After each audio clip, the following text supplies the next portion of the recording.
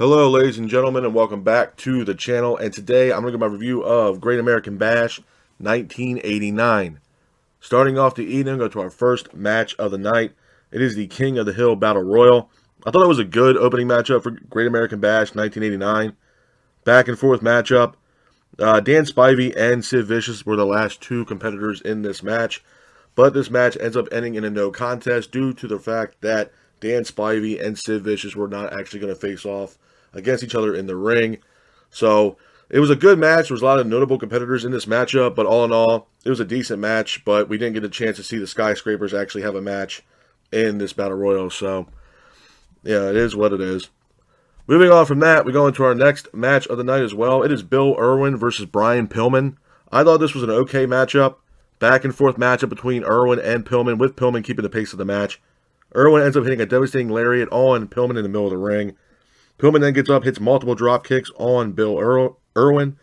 Irwin then hits a gut-wrench suplex on Brian Pillman, but Pillman hits his signature crossbody off the top rope, pins for the 3, and your winner of the match is Brian Pillman. Hats off to Brian Pillman for getting the win in this matchup. Moving on from that, we go into our next match of the night as well. It is a tag team matchup. It is the Dynamic Dudes versus the Skyscrapers. I thought it was an okay matchup. Back and forth match between both teams, with the Skyscrapers keeping the pace of the match. And Dan Spivey ultimately hits a power bomb on Johnny from the Dynamic Dudes, pins for the 3, and your winners of the match are the Skyscrapers. Hats off to the Skyscrapers for getting the win in this matchup. Moving on from that, we go into our next match of the night as well. It is Paul E. Dangerously versus Jim Cornette. I thought this was an okay matchup. Back and forth matchup between both Paul E. Dangerously and Jim Cornette. Paul E. Dangerously ends up throwing powder at Jim Cornette's face. Paul E. was keeping the pace of the match after that, but Jim Cornette ultimately secures the win. Hats off to Jim Cornette for getting the win in this matchup. Moving on from that, we go into our next match of the night as well. It is a Tornado Tag Team matchup. It is the Steiner Brothers versus the Varsity Club. I thought this was a relatively good match. Back and forth matchup between both teams, with the Varsity Club keeping the pace of the match. Kevin Sullivan and Rick Steiner were fighting on the outside. Rick hits a devastating power slam on Sullivan, and then Scott hits a crossbody on Sullivan, pins for the 3, and your winners of the match are the Steiner Brothers. Hats off to the Steiners for getting the win in this matchup. Moving on from that, we go into our next match of the night as well. It is for the NWA Television Championship. It is the Great Muta versus Sting. I thought this was a great match. Back and forth matchup between Muta and Sting. Muta then hits a handspring back elbow on Sting in the corner. Sting then gets up, hits a press slam on Muta in the middle of the ring. Muta then hits an elbow drop on Sting. Muta then goes to spray mist on Sting, but ends up hitting the ref instead. Muta hits a signature moonsault on Sting for a near fall.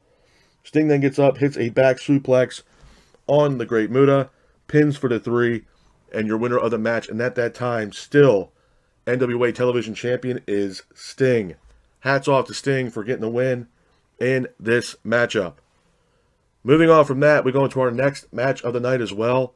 It is for the NWA United States Heavyweight Championship. It is Lex Luger versus Ricky the Dragon Steamboat. I thought this was a good match. Back and forth matchup between Luger and Steamboat. Ricky was hitting multiple drop kicks on Luger in the middle of the ring. Ricky then was keeping the pace of the match. Ricky lands a devastating chop on Lex Luger. Lex then hits a press slam on Ricky in the middle of the ring, as well as a power slam for a near fall. Ricky then hits Lex with a chair shot. Referee ends up seeing this, and your winner of the match, and still at that time, NWA United States Champion, is Lex Luger due to disqualification. Hats off to Lex Luger for getting the win in that matchup. Moving on from that, we go into our next match of the night. It is a War Games matchup. It is the Midnight Express, Road Warriors, and Dr. Death Steve Williams versus the Fabulous Freebirds and the Samoan SWAT team. I thought this was a great match. Back and forth matchup between both teams. Jimmy Garvin and Bobby Eaton both started this matchup for their both respective teams. The Freebirds and the Samoan SWAT teams were keeping the pace of the match. Hawk ends up applying a submission on Jimmy Garvin, and your winners of the match due to submission are Midnight Express, Dr. Death Steve Williams, and the Road Warriors. Hats off to the Midnight Express Dr. Death Steve Williams and the Road Warriors for getting the win in this matchup. Moving on from that, we go into our next match of the night. It is for the NWA Heavyweight Championship. It is Ric Flair versus Terry Funk. I thought this was a great match. Back and forth matchup between Flair and Funk. Flair was keeping the pace of the match. Flair and Terry Funk both exchanged chops in the middle of the ring. Flair then hits a pile driver on Funk. Flair then applies his signature figure 4 on Terry Funk. Funk then hits Flair with the branding iron. Funk then hits a pile driver on Flair. Funk then rips up the mat on the outside. Flair then hits Funk with the branding iron. And then Flair hits a roll-up on Terry Funk. Pins him for the 3. And your winner of the match. And still, at that time, NWA World Heavyweight Champion is Ric Flair. After the match, though, Muta comes down to the ring to attack Ric Flair. Sting then comes down to the ring to attack Terry Funk and Muta, and also to save Ric Flair. This is just setting up a tag team matchup between both Flair and Sting versus Muta and Funk at Halloween Havoc. A couple of things I'm going to say about the Great American Bash 1989, man. Number one, this was a great event. Throughout the entire card. This was a great event. There really wasn't a match on here I really could have done without entirely. Brian Pillman versus Bill Irwin. It was an okay match. Big fan of Brian Pillman as well. The Dynamic Dudes versus Skyscrapers is one of those matches I probably could have done without as well. King of the Hill Battle Royal was a really good matchup. Lex Luger versus Ricky the Dragon Steamboat for the NWA United States Heavyweight Championship was a fantastic match. The War Games match was absolutely awesome. Ric Flair versus Terry Funk in the main event for the NWA World Heavyweight Championship was absolutely legendary. And Great Muta versus Sting. Again, fantastic match, man. Great Muta and Sting, one of the Sting's best rivals throughout his career. And it was just a fantastic match. The Steiner Brothers versus the Varsity Club was absolutely a fantastic match as well.